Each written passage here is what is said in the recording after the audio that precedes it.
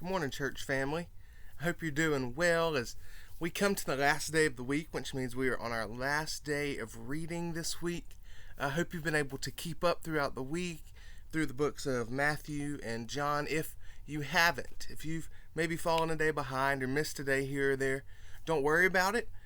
You have 2 days, Saturday and Sunday, to catch up. So just make sure by Monday morning that we are all again on the same page. And so if you missed some, use the weekend to catch up so we can keep on track with one another, so we can be reading along with one another.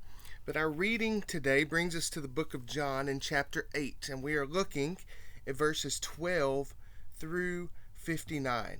Now, so it's John 8, 12 through 59, and our reading list says that the topic of this is Jesus tells the truth. And that's really a broad statement, a broad overview, but in here we see Jesus giving multiple different teachings and teaching multiple different truths, and so that's why it says that Jesus tells the truth. And so we're going to look and dive in to the few different ideas and see what Jesus is talking about.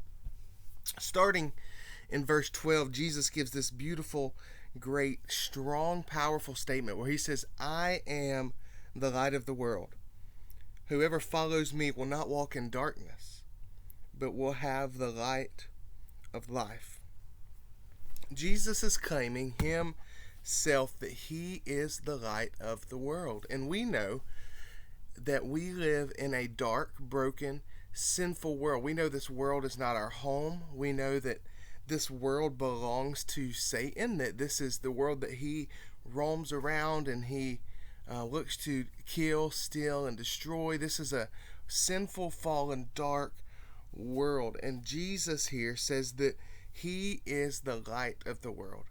And when we think about this statement, what it truly encompasses is that anything that is good, anything that is light, anything that stands out contrary to the darkness of this world is of Jesus. Jesus is not only salvation in the dark world, Jesus is goodness, Jesus is peace, Jesus is hope, Jesus is anything that is merciful and gracious. Jesus is what stands out, what contradicts the darkness that we are surrounded in. And he gives this statement that he is the light of the world, and this beautiful promise that if we follow him, that if we walk with him and are his children, we walk in the light rather than in the darkness. And so Jesus says this, and then he goes down and he continues. He says, "Soon I will go away, and you will seek me, and you will die in your sin. Where I'm going, you cannot come." And so they were confused by what he was saying, and then Jesus clarified. He said, "You are from here on earth. I am from above. I have to go home.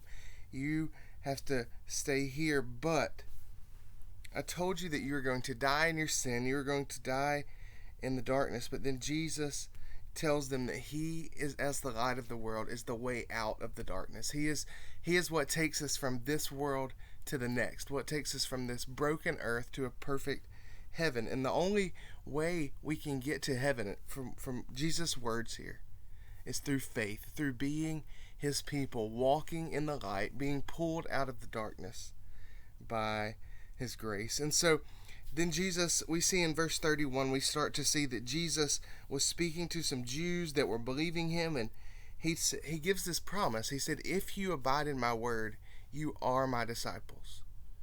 Quick test here. If you want to know if you're a follower of Jesus or not, look and see if you abide in his word. Do you delight in reading his word? Do you delight in obeying his word and following his word? Do you walk with him in obedience, or does your life show a different story than what he commands of his followers in the word of God? And so throughout the rest of this passage, we see Jesus speaking with Jews who don't really understand what he's saying, and he's showing them the difference in himself and in the world, and contrasting the light and the darkness. And he even goes on to say that this man Abraham, that they view as so holy and perfect and great, that Jesus was before Abraham, that Jesus transcends Abraham, that he is above Abraham. And the Jews here thought that because he was saying this, that he was a Samaritan man who had a demon in himself. But then Jesus explained. He said, "If I glorify myself, my glory is nothing. It is my Father who glorifies me, of whom you say he is our God. But then he tells them that they had not known him, that they do not know him, and he tells them that they have fallen into the beliefs and the lies of this dark world, and they have turned from him. And then he closes. It said, Jesus said to them, truly, truly, I say to you, before Abraham was, I am. So they picked up stones to throw at him, and Jesus hid himself. These people could not see past the darkness around them to see Jesus for who he was. And so, from this passage today, just a few quick things. Let's look at our lives and compare it to the Word of God and see how we are stacking up. Let's see if we follow Jesus, the true light of the world, over following others' opinions and politicians and just things that are pulling for our attention. Jesus is the only light that can stand out in this dark world. So I hope you have a great day. Know that I love you. I look forward to seeing you at church this Sunday morning, and we will continue with our reading in the Year of the Word next week. Have a great Friday. Have a great weekend.